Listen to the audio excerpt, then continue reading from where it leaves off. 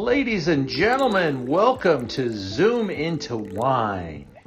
It's time for the show and your host, Ian Blackburn. Good evening, everyone. It's Wednesday night, 7 o'clock. Time to taste a little bit of wine. Every Wednesday we get together for Zoom into Wine. We get some great people together, taste some awesome stuff from around the globe. And tonight we're talking about some really beautiful wines from Sonoma. And I'm going to be very passionate about the wines tonight. I selected these personally to really pull us together around some beautiful product and talk about how they're a little bit differently. I really believe in the quality of these wines. I really think they're exceptional. And I hope you enjoy the presentation tonight. Let's see, let me get my slideshow here. We're going to get into it right away with wine number 1.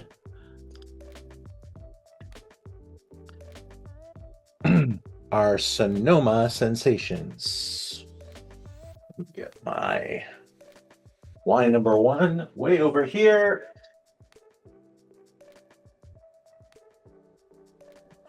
Each week we send out little tasting jars. We've been doing this for, almost 5 years now since the pandemic, and the jars work out really well.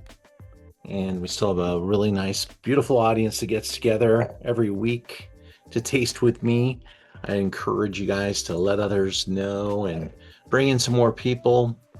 We'll sometimes only have a small group like we do tonight, but sometimes we're able to grow the group quite large, very healthy for us. And we want to do these things so that we're, part of your daily walk with wine. And you think about Merchant of Wine, our wine store, as a place to find great wines. And honestly, being able to taste them side by side is really fantastic for me as the buyer to explore how they're different. Our walk is to find the smaller producers, things that maybe you need to be introduced to a little bit. And some of them are a little easier to sell than others. So it's great for me to be able to revisit some of these things, to check in on. Can you hear me okay, everybody? Yeah? Yeah, I can hear you. Yeah. Rod, I'm sorry. I see you on the screen. Can you hear us yet? Rod? Let me respond in writing. Everyone else can hear me. Still have little technical problems every once in a while. Everyone can hear us.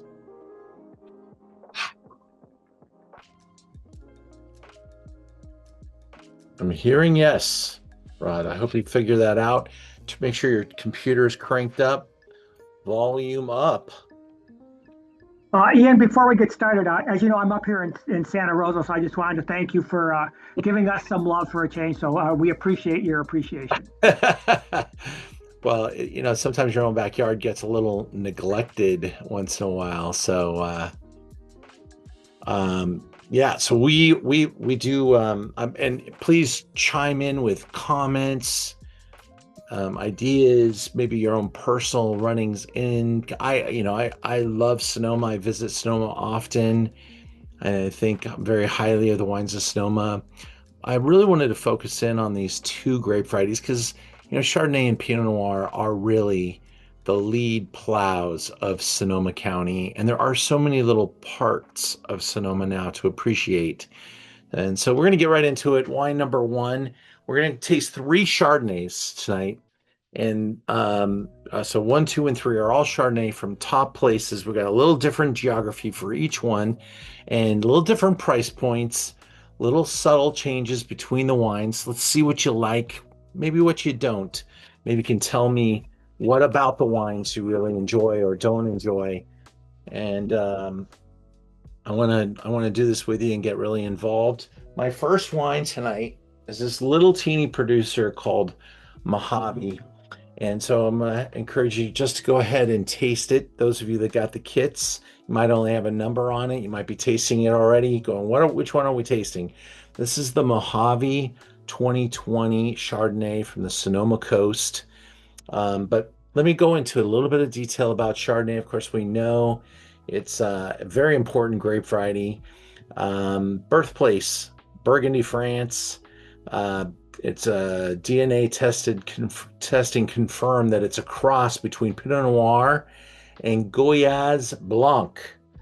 And there are some producers out there making a Goyaz Blanc, OG, original foundational grape that gave us quite a few other different grape varieties because they crossed them, literally taking pieces of each grape and putting them together and creating a new species. And so this is the way grapes got better and got different and changed color, changed the way they acted, they tasted, they felt. And here we are a couple thousand years later, and we've really focused in on a few grapes, and Chardonnay is one of them.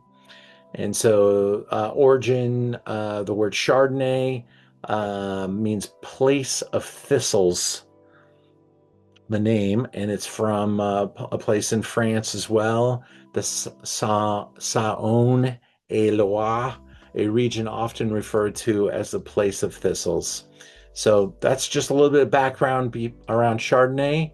And here's our first wine, the Sonoma Coast Chardonnay from Mojave.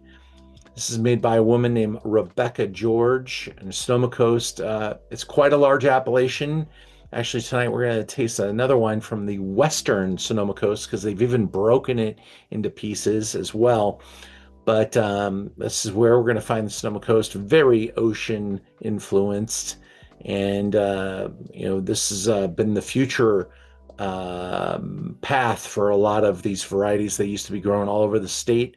We've really moved them to some different spots where they can thrive a little better. Rod, you're still trying to get in. I want to know when you're in there. When Rod can hear me, all will be good.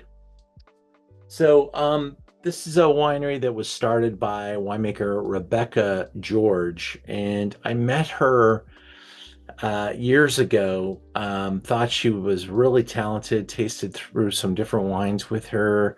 And then I found out she was making this wine, which was kind of like her own project while she had a very big wine job. And I know a lot about what that's about. So I wanted to get involved, taste, and find this wine. She was voted like winemaker of the year by Vineyards, really important wine magazine. She spent 6 months working in Burgundy at Mio Camose, really top high-end producer. She's also worked at Schramsberg and at Markinson. She had a little stint at Kelly Fleming Wines, which sold. And in 2021, she joined the Branlin team as the winemaker and continues there today and continues to make her own product with her own passion. She's kind of thought of as she was born in the desert and thinks of herself as a desert girl. So therefore, the name Mojave is very much a personal project of her own. And it's 100% Chardonnay. And I think each wine's going to have a little different personality. This wine carries 13.5 alcohol. I think a 2020 vintage can be really great for Chardonnay. There were some fires in 2020, but you're going to pick Chardonnay very early in harvest. And I've never had any. By the way, 2020 was on its way to being one of the greatest vintages of all time. I mean, every winery was so pumped about what was happening with 2020. And the fires came in, the big red wines really got hammered, but there's so many pretty little 2020 whites. Most of them have moved through the food chain, but we picked this up a couple years in, and this is a wine that has some great personality, and I think you're going to see it tonight. This is just hitting its potential now, and it's turning five years of age. Color in the glass is barely budged. This wine is firm, crispy, focused. It's got wonderful energy. It's got a little zest, little zip, little zing.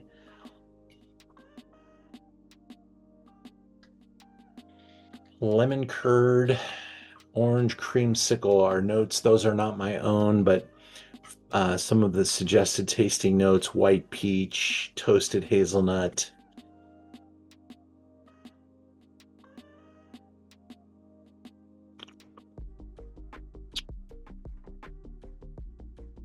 I think the wine has perfect tension, zippiness, really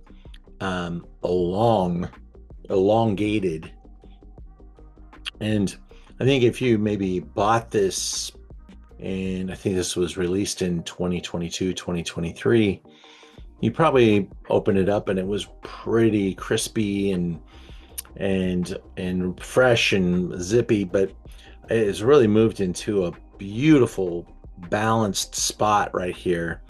And I think you've got another 4 or 5 years of time with this wine to really see where it could go.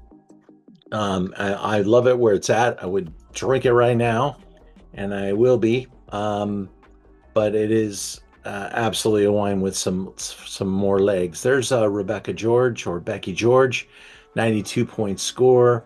Some great comments about the minerality and the texture. I think this thing's only added a little bit more weight and richness with a little bit more time. I really like the personality behind this wine. Here's a look at the vineyards. A little slope, a little hillside, a little forest. Lots of character from the wind, the rain, the ocean, the dynamic that you're going to get there. Chat. Rodney, are you hearing us now? Okay, good. All's well in the world. Thank you, Lisa. I'm glad you enjoy it. Where are you enjoying this from, Lisa? Are you traveling? No, I'm in the States, unfortunately at the moment. Okay. So you're in beautiful Santa Monica. Yes, I was on my rooftop deck. I saw a picture. It looked like Santorini. It's beautiful right now. Yeah. All right. Cool. Well, I hope you guys are enjoying this as much as I do.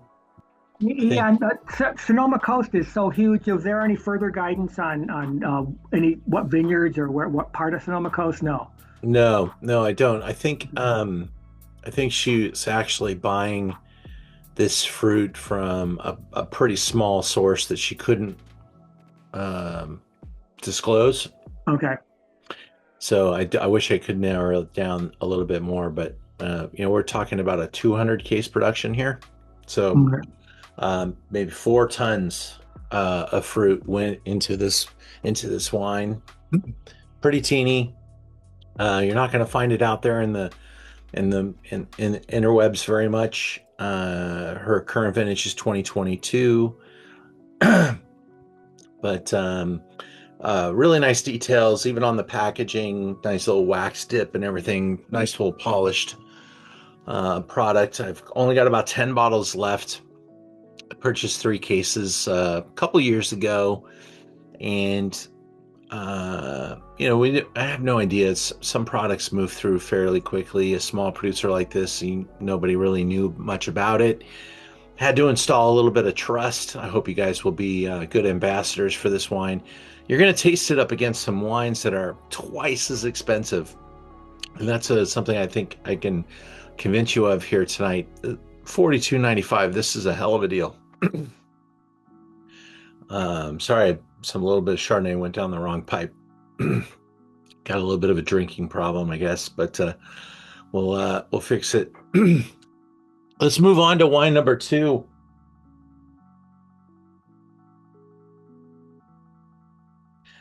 Some wines you almost like Mojave. I need to tell you a little bit about. I think the mystique and the reputation of wine number 2 is kind of tells its own story. Really tremendous brand. And I'm always excited to include Kistler. Honestly, this is the first time we've ever been able to use Kistler in our show. Historically, we get Kistler, we sell Kistler, we wait for more. I get a very small allocation each year. But I think what we have seen worldwide is that it's not that people are buying less Kistler. It's just that there's fewer restaurants to sell it to. And so that curve, that arc of it selling through has allowed us to A, get a little bit more each year, and B, it takes a little bit longer to go through the food chain. So, but we're very happy to have the little bit that we get. I get a very small amount, and I don't expect to have it in stock for very much longer. And luckily, the 24 will probably be ready pretty soon. But I just picked this up just a couple of months ago, and usually I get to buy Kistler sight unseen. Honestly, you say Kistler, yes, I'll take it, and then you get it, and maybe I don't even get to try it. The team at Kistler does a pretty good job of coming down here and seeing a lot of us and doing some of our events and stuff like that. Our stars of Pinot, stars of Chardonnay. I've been able to taste some of the Kistlers in the last couple of years, and confidence remains very high. This is one of the top producers. The appellation that we're tasting in this particular bottling, because there are many different Kistler iterations, is Sonoma Mountain, which Sonoma Mountain is actually in the Sonoma Valley, which is kind of a weird way to say that, but that's the truth. What you're looking at right there is Sonoma Valley in this bigger appellation. And then inside of Sonoma Valley, you've got Moon Mountain and you've got Sonoma Mountain. And there are some elevations in Sonoma Valley appellation. Is some elevation, that is. And so Moon Mountain and Sonoma Mountain both can get pretty steep. And if you continue up the road, Sonoma Mountain, continue straight, you'll head into Mount Veeder in Napa Valley. So a really important site. The winery Kistler itself was founded in 1978, and they've stayed very true to Chard and Pinot. Mr. Steve Kistler, the founder, retired in 2017, slowly started to sell off his brand. And the person who bought it, Bill Price, is a major grape grower and kind of probably,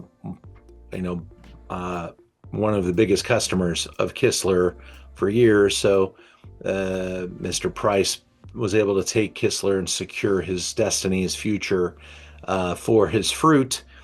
And today the winemaker is Jason Kestner, who I've met before, and we'll see a picture of him in a little while here. But really traditional place, Sonoma Valley, benchmark. Kistler's been, making wine the whole time that California has been blowing up as an appellation. You can pretty much earmark 1978 as one of those years in the sand where California really started to take off again. This is 100% Chardonnay.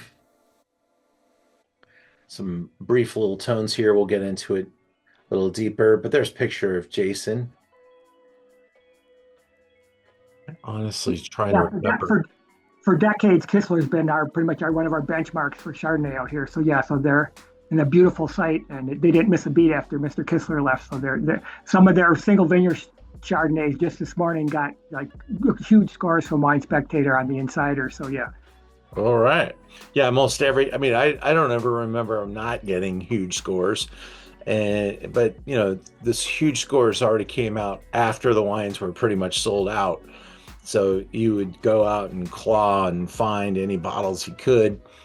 The one thing I'll tell you about Kistler is you could buy it today. You could buy it 10 years old even, because these wines are built like Burgundy, like these things age so well and really can go for miles and miles and miles. Here's a picture of Jason. I'm trying to remember where I know him from. Jason, I knew him at another wine operation. I'm gonna find out and we're like, oh, I totally remember. But I'm glad to see Jason is in charge at Kistler. I, I know I met him like 10 years ago somewhere else.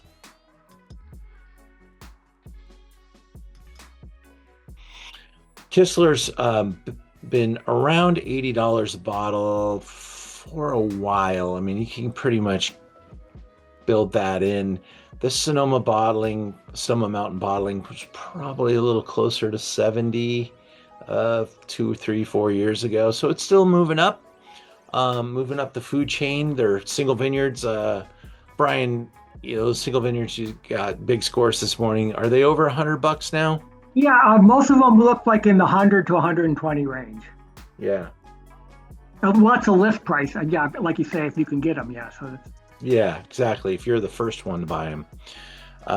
And the Pinots can get up to 150 pretty quickly, especially with some age on them. They're nice little investments. You can drink them for a long period of time. Let's get in this glass and smell the wine, taste the wine, see what you think. Definitely decorated with some beautiful use of wood, some really top quality fruit. These are the types, I mean, you could almost smell this wine. And if you've tasted Kistler time and time again throughout the years, you're not going to be surprised by the way this smells, the way this tastes, the way this feels. There's definitely a process and a mission for these wines.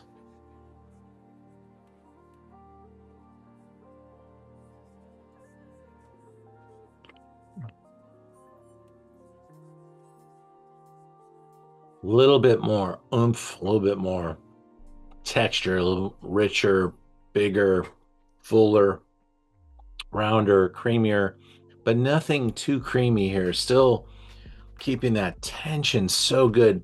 That is like the optimal balance, length, intensity, complexity, all these key marks for how we rate wine, how we think about quality wine. This is checking all the boxes. I think, this is the lesser expensive Kistler. I don't get the single vineyard stuff. They don't sell it into retail. You only get that as a mailing list customer. And I do remember this about the mailing list years ago. I had a customer, and every year they'd offer you, they have, I think it's 5 Pinots and 7 Chardonnays, and your allocation that you get offered is cases and cases of each. So you could literally get, as a consumer, 10 cases of Kistler per resident. I do think some of my clients did that because they have a lot of Kistler. But you want to allow these wines a few years in your cellar. So if you're a Kistler customer for 5 or 6 years and you're buying heavy, all of a sudden you've got a lot of wine from one ranch, and that can be a little bit of a problem. So maybe that was an idea that they've faded away from. But I don't think anyone's ever been disappointed by a Kistler wine. These wines can go up against the best in France, and a wine of this quality, this is the same quality as a $150 bottle of French Burgundy. Absolutely. I love Kistler, and if they were to offer me other offerings, and I'm going to have to tap that Jason connection to see what's out there. But I would grab them. This is just a great brand and really a beautiful offering. I hope you guys enjoy it. they're only about 5 miles from me, and fortunately they do save a few bottles for locals, so I've been able to walk in and with big sad eyes and walk away with a bottle of Kistler. So yeah, The local yeah. connection. That's good, Brian. Keep them happy. We're going to taste it up against another favorite of Sonoma. This is the Maybach family. Maybach, you may know the name because of the sports cars and some of the legacy, but this is from the western Sonoma coast. In fact, this picture kind of sucks. It's somewhere over here near Fort Ross Seaview. I think it's right inside here, in fact. But I got a different photo for us to look at. Let's see if I kept it. There we go. There it is, right there. You got Guerneville right there. You got Sebastopol right there. Bodega's right here. Um, Definitely kind of the hippiest part of Sonoma. When you pan out, you can see it there. Sometimes known as Freestone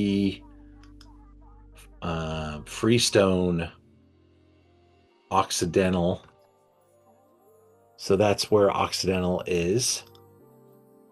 A little bit better look there at the map. A little bit more site specific too. Thomas Rivers Brown is in charge of this wine, and we actually had him on a Zoom not too long ago, and we're tasting the Pinot Noir with him. But he is one of the most highest accoladed winemakers in the state of California, and you don't get to make wine from Maybach if you're not considered one of the best. This is a look at the greater area. You can see it's pretty flat, but really coastal. And in fact, that haze is pretty omnipresent in Occidental.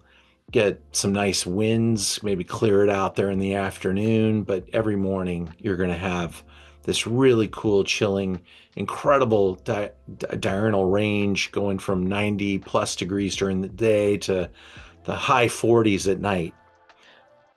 Bring a sweater. That's what I'll say about going out there. Is this the Irmgard, Ian? Yes, sir. Yeah, you had the Irmgard Pinot at a previous one, and I ended up buying that. So yeah, that was really good. Yeah, exactly. I'm going to get this one in the glass now. And this is the 2021, the current vintage. Just getting, I think, the 2022. So they make these things really for some aging.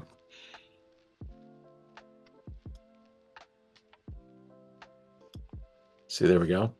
Now we approach the $90, almost $100 price point with this baby.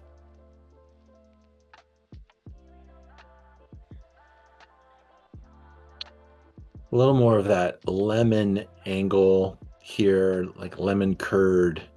Yeah. A little less generous, but a little more twisted, deep, dark, get inside this glass kind of thing.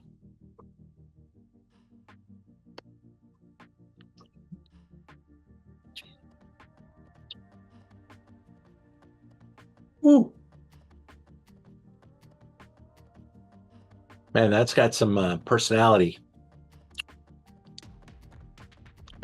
Incredibly long. And you could tell it's from a much cooler spot. That acidity is really pronounced. That angle that Thomas has taken here really stretches that elastic character of the wine across your palate. Really makes you it kind of makes my taste buds kind of spasm a little bit right there. Just like, woo, that is a lot of things happening there. The acidity has really got a long tail there. That is some intense stuff.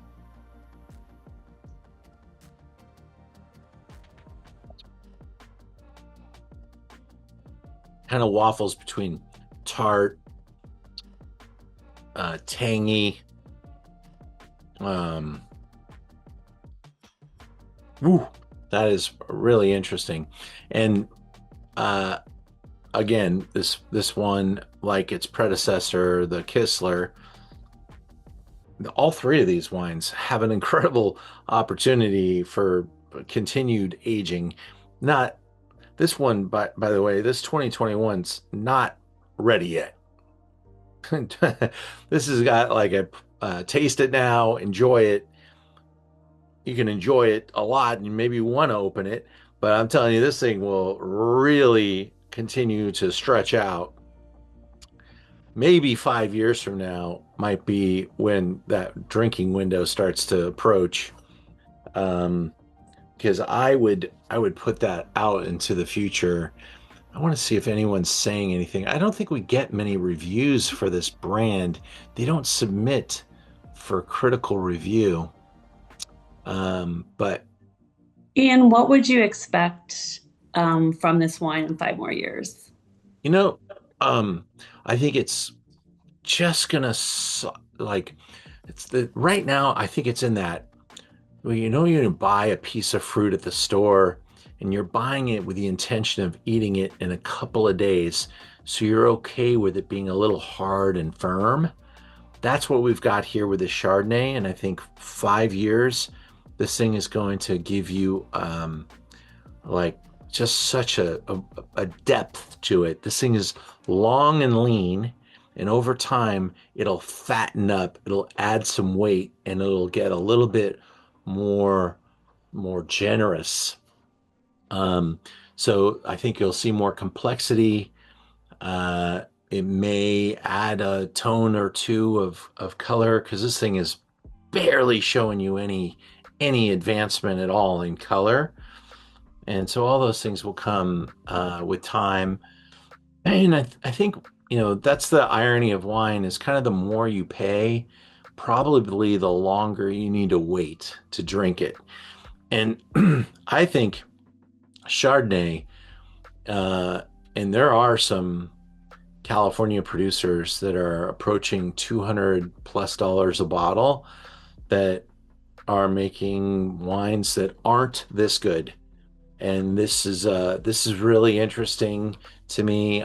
I'm in no hurry to sell off this wine. The way this wine typically sells, and I only buy it like I get one case a year. That's my allocation. Okay. I buy it, and usually somebody comes in and buys everything that I have left. It could be from New York, Chicago, Florida, where they barely get any. I'm in good terms with the distributor, so I get a little annual allocation. I'll get the 22 in the store at some point here soon. But this wine is, yeah, this is a buy and hold. And I hope you guys enjoyed our, kind of a little perspective on some really top wines there from Sonoma. Also, kind of give you a really interesting look at the new ideas behind Chardonnay and the kind of the path now. These are not oaky. These are not buttery. These are definitely leaning on to the minerality side, that more longer, cleaner, pure. I don't think reductive is the way I would describe it, but definitely not as oxidative as they once were. And that's because that use of oak is a little bit tighter, maybe not as long in wood, not as much new wood, and all those things. And I think also the way they pick Chardonnay and the type of clones that they're picking and the places that they're picking them from, cooler sites, longer acidity, longer chain of development. And you're getting this. I mean, I said this about the reds a little while ago, like in Bordeaux and in Burgundy. I think they're getting riper, and we're getting less ripe at the same pace. And at some point, we're going to be talking about them almost in parallel, where the better wines and more expensive stuff, you're going to be able to age the same periods of time, and we don't have to have the conversation where it's California, so you drink it like this, and Burgundy, you drink it like this. We're going to have the same language for both areas. I Hey, thought the go ahead, Kistler, Richard. I thought the Kistler had a lot more evidence of oak wood than the other two. You're such a good taster, and yes, you're 100% correct. I think one and three had a lot more in common from a stylistic standpoint. I think Kistler, maybe taught or showed people what the aging potential could be with their style. I don't think it's a complete departure from one and three, but I do think it has that pocket of lovability.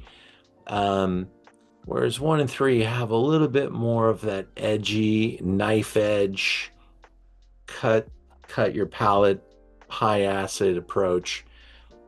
It's Um, just a little different. you mentioned this in one of the previous ones, but Maybach is of course a cult Cabernet producer out in Napa over there, and they're one of many that are branching over into Sonoma County and making Chardonnays and Pinots. And like you said, they're bringing a different sensibility as to how to make them with different winemakers who, as opposed to the Kistler winemakers who are been here for decades. So yeah, so you're right there. Those are I different. like that. I like that comment. Yeah, Maybach is definitely known for their massive Cabernet portfolio, which Thomas Rivers Brown is really good at. Yeah. But Thomas owns one brand that I know of, and it's a Chardonnay Pinot brand. And he spends a lot of time in Sonoma. He knows Sonoma Coast as well as anybody. Um, and Yeah, there's some really interesting things happening on the Sonoma side of the fence with Chard, Pinot, also some Rhone varieties. We're going to go up and visit Sonoma. We did a Napa visit earlier this year, and it went really well.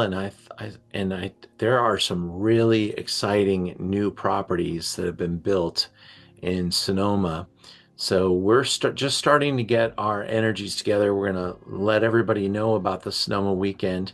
I'm putting the dates on your calendar. Yes, we will be there kind of in prime harvest time or towards the end of harvest, October 16th through 19th. It's a good time for me to get up there. It's a good time to, the wineries are going to be there for sure. They'll be working on their wines. We're going to go see a pretty good number. We're going to be moving at a pretty good pace from winery to winery. So this is for the wine tourist that wants to see a good amount of Sonoma and taste with a lot of people. We may not sit down for 10 wine type of tastings at a winery. We may be going to taste one or two at several wineries. And that's the idea behind the Sonoma visit, to be able to get kind of a comprehensive look at what is going on with Sonoma and some different places and meet some different personalities. So we'll be moving pretty quickly. And of course, we'll stay in a nice place and eat some great meals as well. But it's definitely not for the meek. We're gonna be moving pretty hard and seeing quite a few and tasting quite a few wines. Some other activities that are coming up on the travel calendar. Uh, in fact, I'm going to skip this slide because we made a couple of significant changes. I'll talk about travel next week when that slide gets updated.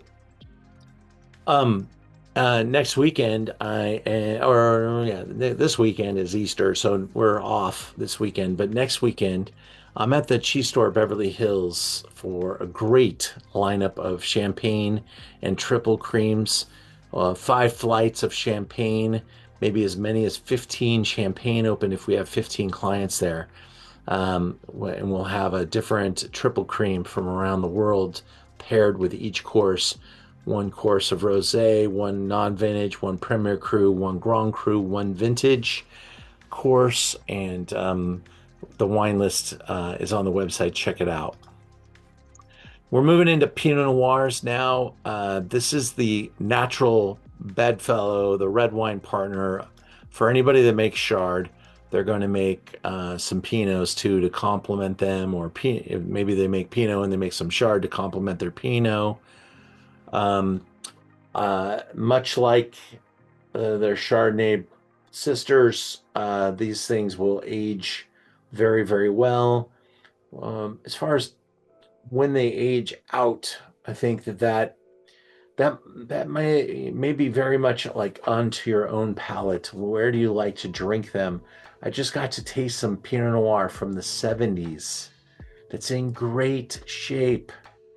Just because it's not dark as molasses doesn't mean it won't age well. And Pinot from the 1970s, I had some Mondavi, I had some McCrosty. In fact, I was on the McCrosty website back when I was in the restaurant game back in the 90s. I was a big McCrosty account. They were another one of those brands that just made these wines that aged forever. And they had a fun quote in there, so I grabbed it off their website. It said, "God made Cabernet Sauvignon, and the devil made Pinot Noir." It's known as the the heartbreak grape. It can be difficult to grow, difficult to make, but those were back in the days when we were using big mega million-dollar machines to make all the wines. Whether it was Sauv Blanc, Zinfandel, Cabernet, Merlot, Chardonnay, all of them could go in the big machine, get sucked around, beat up, and beautiful wines would come out. Okay, not Pinot Noir. Pinot Noir hated those machines, and we figured it out finally.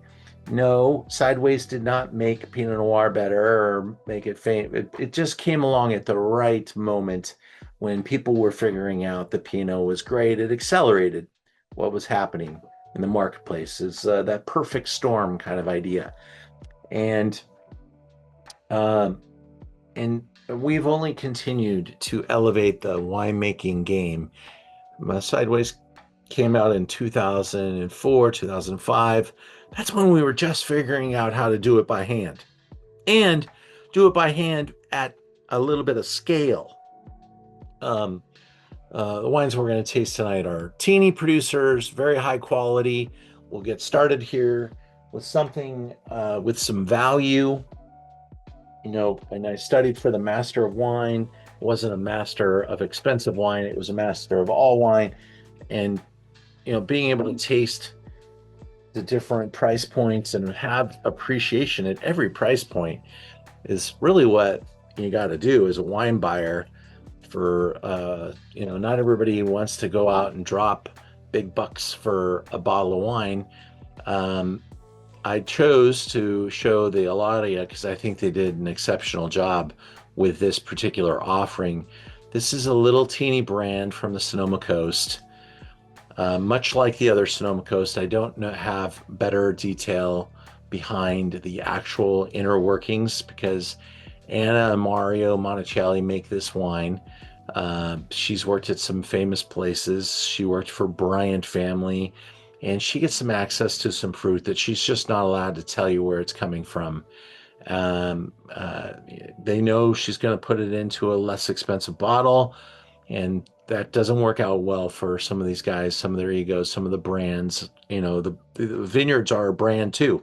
They sell their fruit for top dollar. And so she's going to put it into a bottle of wine with some value in it. And she's got a little portfolio of those brands that she makes.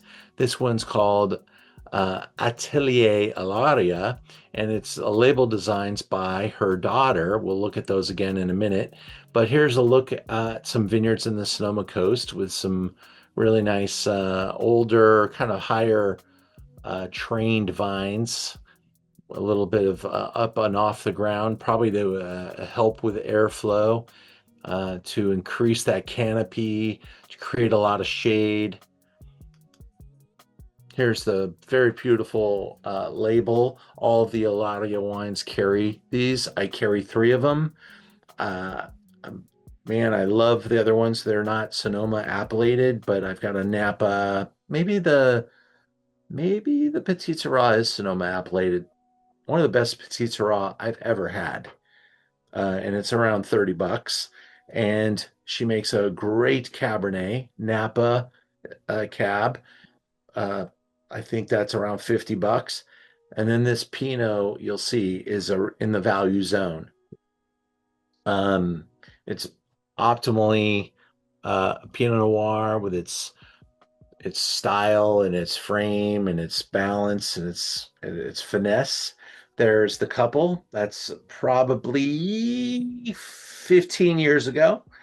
But 91 points by the Wine Palette is a really nice score. Beautiful texture to the review here, medium purple colored. 2022 Sonoma Coast Pinot Noir. Sachets out of the gregarious notions of red cherries, uh, juicy raspberries and roses, giving ways to hints of black pepper and forest floor. The medium full body palette is silken. Is silken textured with a lively backbone framing from bright red berry flavors, finishing with floral notes. The Monticelli's make a number of different value offerings. There is no winery called Atelier Ilaria. They are using custom crush to help them make their wine, small batches. They're very talented, and they're allowed, without being successful billionaires in a prior life, you got to find a way to build a portfolio of wines that you can afford to make and afford to sell.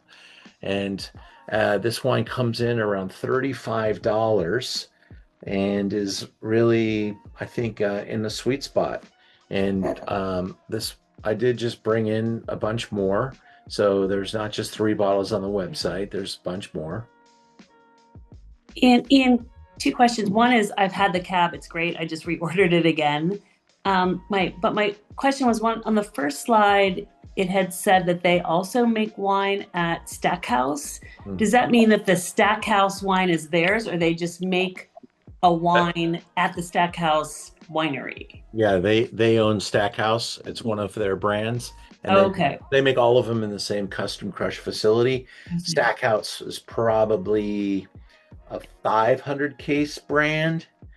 And they also make a brand this year called No Brainer. And they're able to buy a bunch of really good 23 Cabernet and sell that. Now, I haven't brought in the No Brainer because it got a great score. It's a great deal, and it's going to go through the chain quickly. It's already going to be sold out. So Anna's really good at what she does. A lot of restaurants support these wines. And I think this is just a really good, appropriate little Sonoma Coast Pinot.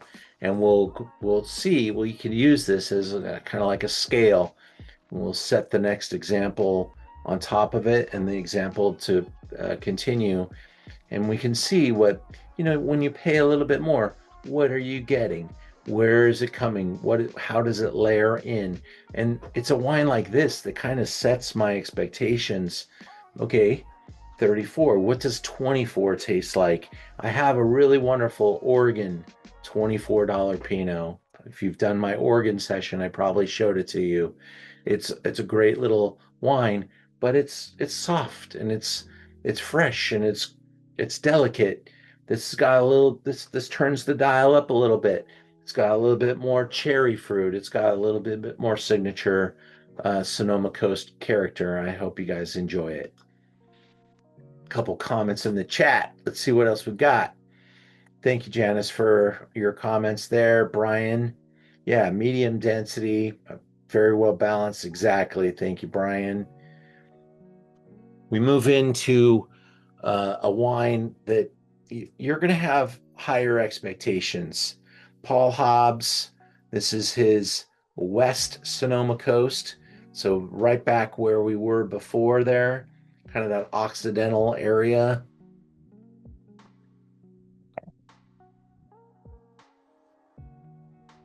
It's actually a little over here, Western Sonoma Coast, because this whole gold area is Sonoma Coast. But West Sonoma Coast is up here. And Fort Ross Seaview and areas up there. That's part of that West Sonoma Coast side. So sorry about that change in the map. My designer does really good work, but I don't sit and catch all the mistakes to the last minute sometimes. Yeah, let me apologize about our convoluted appellation system. It gets criticized as being the hardest to understand with everything overlapping and inside each other. So yeah, don't if anyone doesn't understand it, don't feel bad. Well, it's not that much west either, is it, Brian? It's No, more, yeah, Sonoma Coast means like five different things as far as appellations go. So yeah. yeah. Now, Paul Hobbs is a brand unto himself, but just to give you a little appreciation, this guy makes wine all over the world. He is a total driver, and he, uh, you know, never slouched off or started in any tough spots. Some of the first projects were the early days of Opus One, and he owns or partners now with families all over the world. He comes from an apple orchard on the East Coast where his father taught him to eat apples in different parts of the vineyard, and he would be able to taste what part of the vineyard the apple came from. That's kind of part of the training of a Paul Hobbs palate and ideas. And he tells that story in when he gets in front of you, and you really grow to appreciate Paul Hobbs more and more every year because, damn it, his wines are good. And man, does he have some great properties. This is a look at his Sonoma venue, which, if you look at other Paul Hobbs wineries, a lot of them learn from each other, the way they're built, where some of the economies that he's been able to figure out what to do, what not to do. He's not wasting money.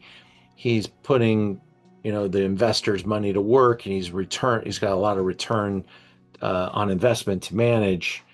And I think he's been an incredible steward for the industry itself. This is 100% Pinot Noir. It is not a 2020, so that picture is a little misleading. But it used to say in 2020, this used to be a wine that carried Russian River Valley appellation because that was the only appellation that applied to it. This new appellation came in, and I believe he might even fractured his Pinot portfolio to really make sure that he has wines in each of the more aggressive new appellated areas.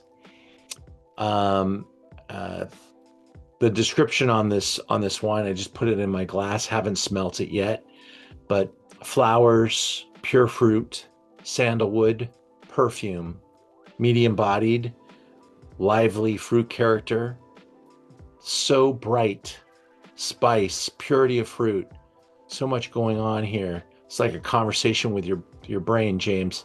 All about the energy and liveliness here. Lovely length.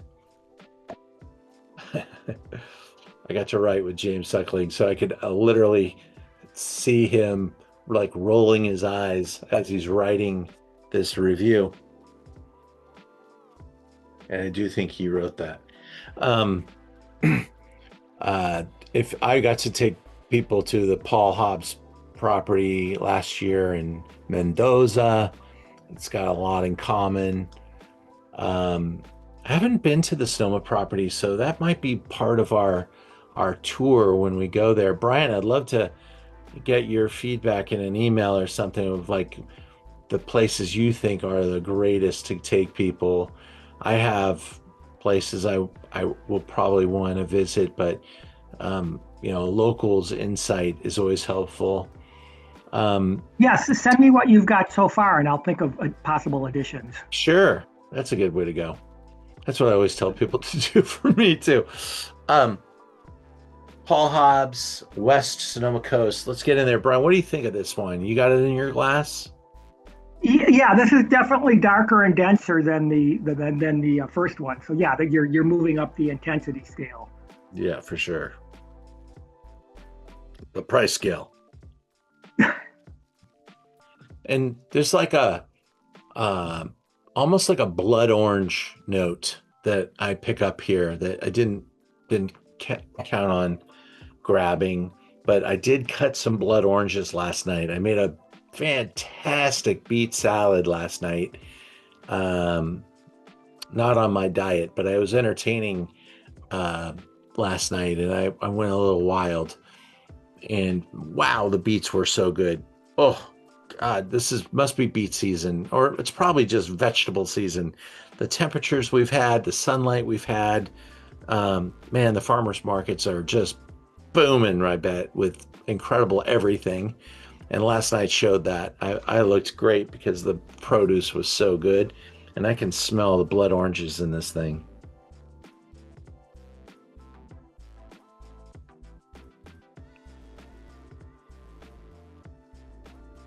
Now,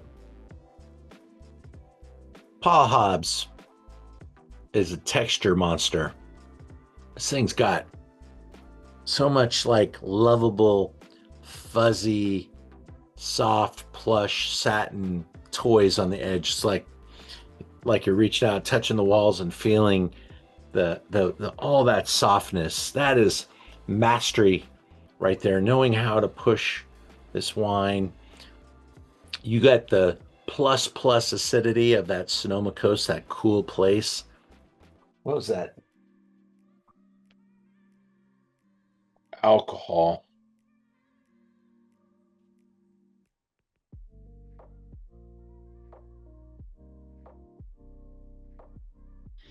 14.25. I'm actually surprised it's that high.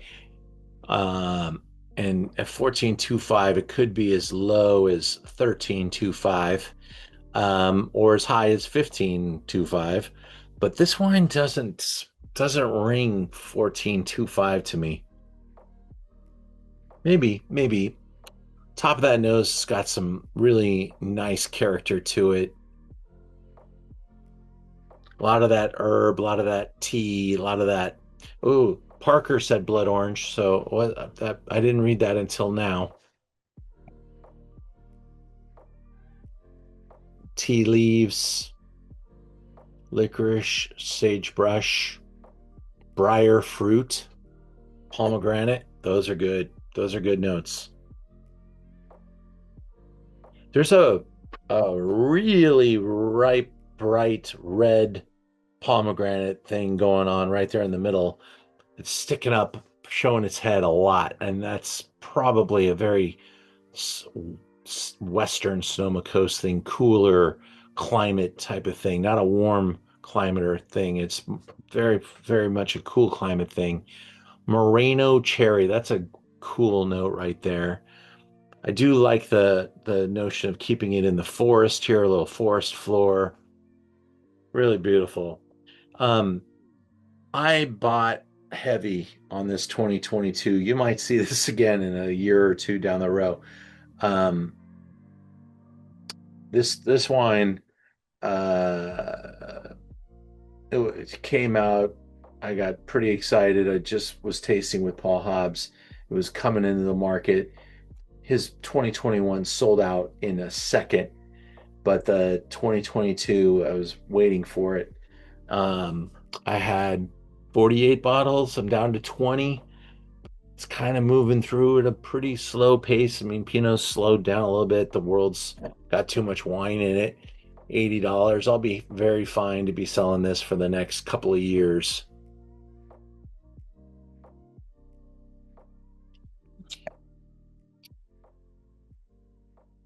It's got some fun character. Somebody's going to have this at a Michelin star restaurant, walk out, jump on my website, and by that time, I'll be the only person with a 2022.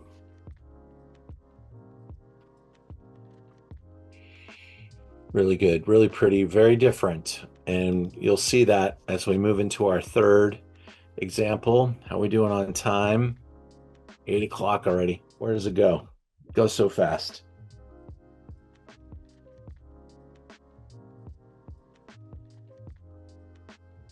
Wine number three. Some of you may have not listened when I did this wine with the winemaker a couple weeks back. This is Silver Eagle Vineyard. I couldn't actually remember if I did Chard or Pinot with him. I might have done the Chard, might have done the Pinot. But this is also this is a very specific vineyard designation. Silver Eagle Vineyard was farmed by Ulysses Valdez, and Ulysses died suddenly and unexpectedly, and he was a hero to many winemakers. Great grape grower, trusted grape grower.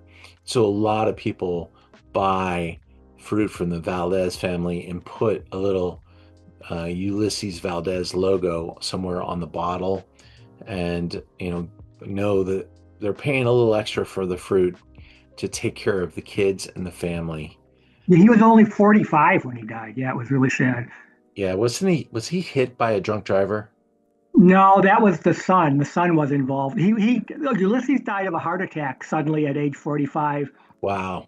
and then his son had an incident with some kind of vehicular incident. So yeah, the family's had some struggles. So He's not the one who had planted that in the field where the people could play the sports, remember?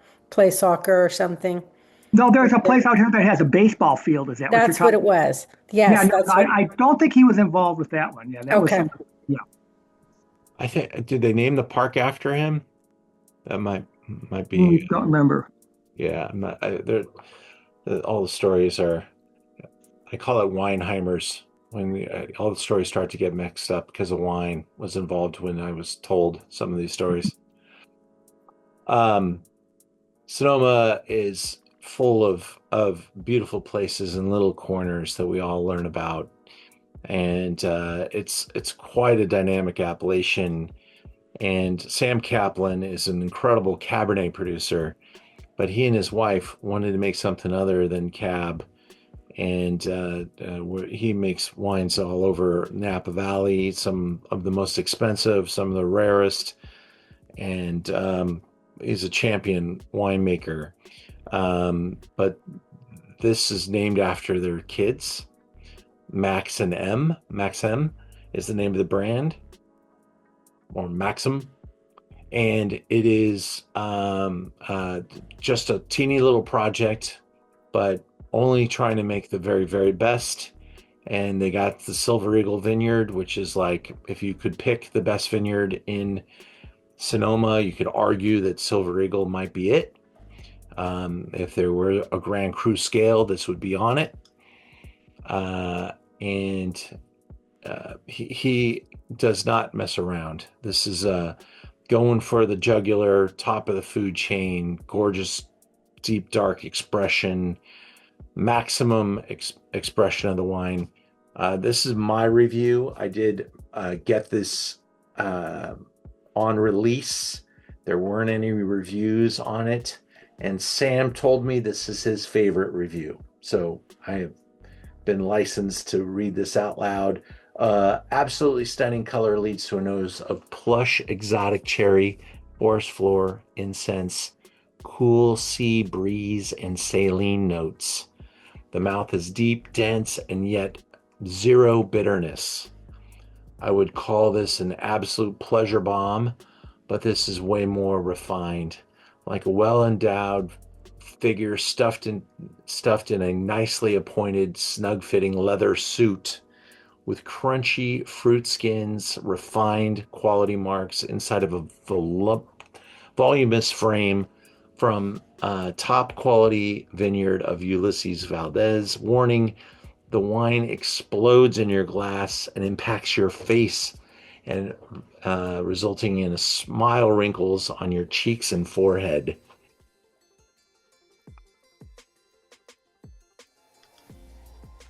That's a good look from the sky at just an optimal spot.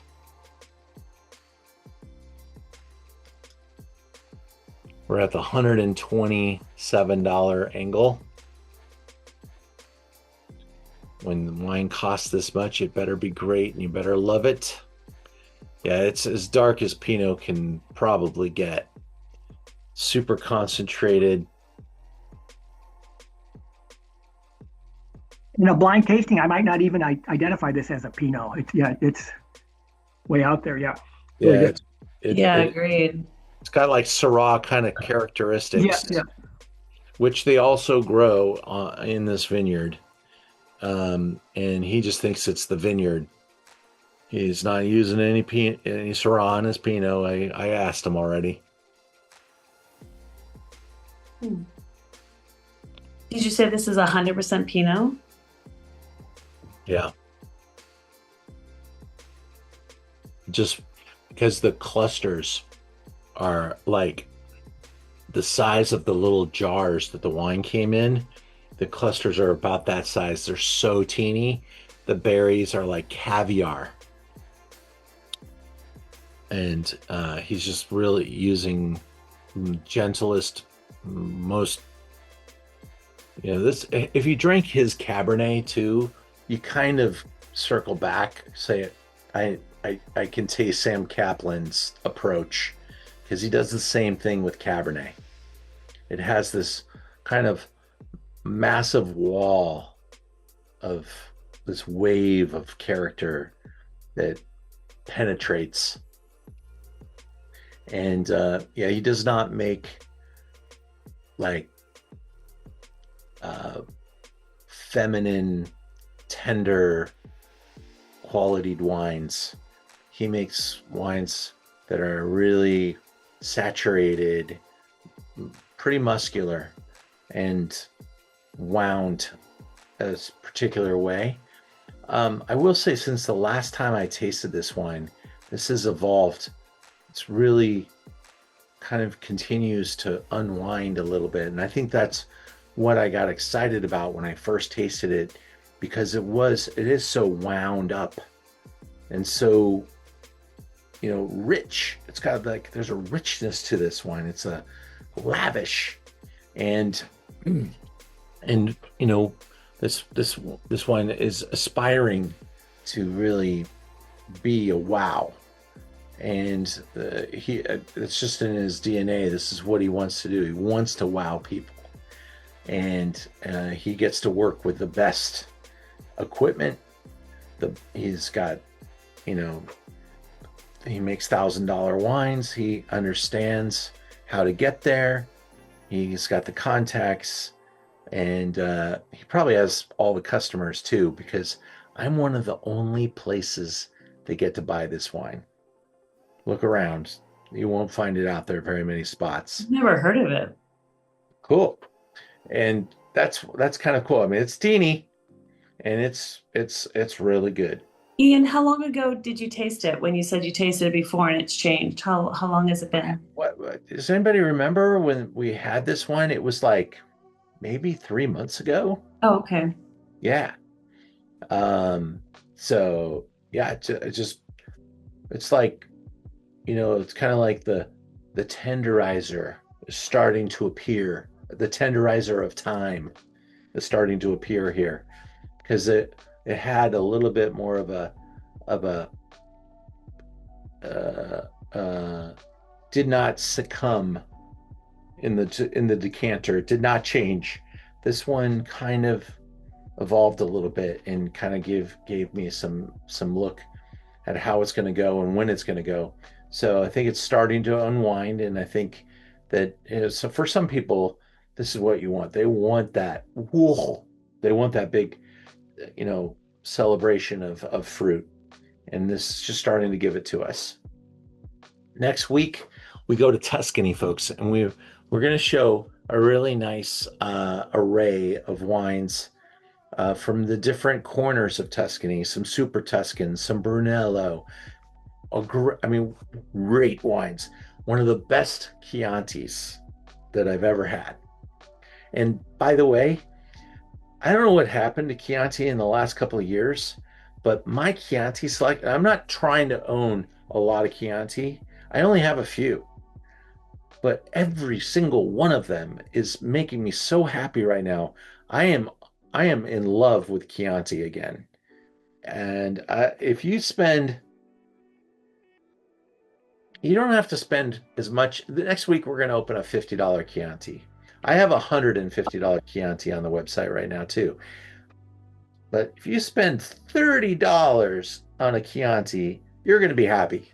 Well, You're what going do to you be real. think has changed? What is the genesis of that? So what do you feel like is making them amazing at $30 now? Well, I think they, uh, I think I'm going to give you my thought there. I think it's uh, the if you look at my website, you won't see the big. I mean, I've got a great wine from Antinori too, Badia de Passiano, really great. $75 Chianti. I guess I do have. I have like 7 or 8 Chiantis. They're just all starting to really figure out how to tenderize them. I just used that word for the Pinot, so it came back around because Chianti can be a fist in your mouth, and now there's some some way of that they're bringing these to the table where you drink them and you're like, ah, they're not taking my teeth out.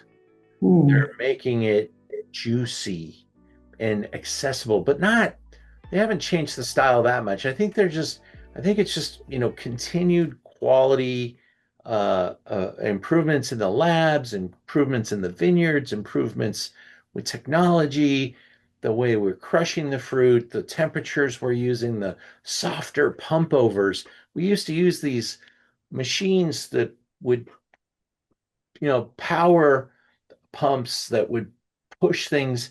And now we're using these oxygen balls in concrete tanks that are released at the bottom of the tank and they come up and they bubble up at the top. It's a small oxygen ball at the bottom of the tank, but by the time it gets to the top, it's growing and growing and growing, and it bursts at the top.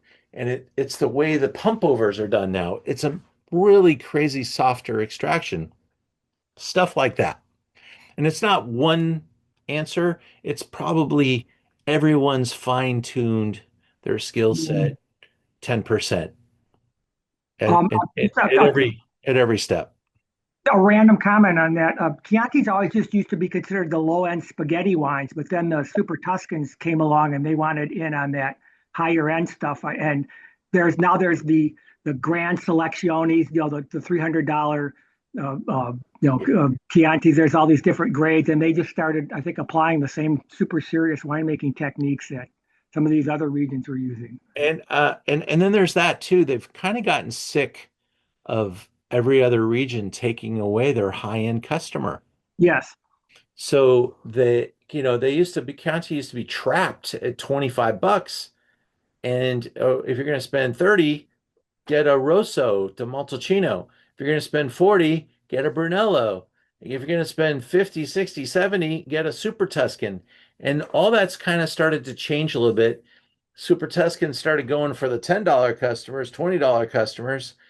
Um, and the other areas, I think, that's part of what makes wine interesting is that some regions can get a little static and not move for a while. And then all of a sudden, a leader comes out and says, hey, let me show you a new idea and a new path.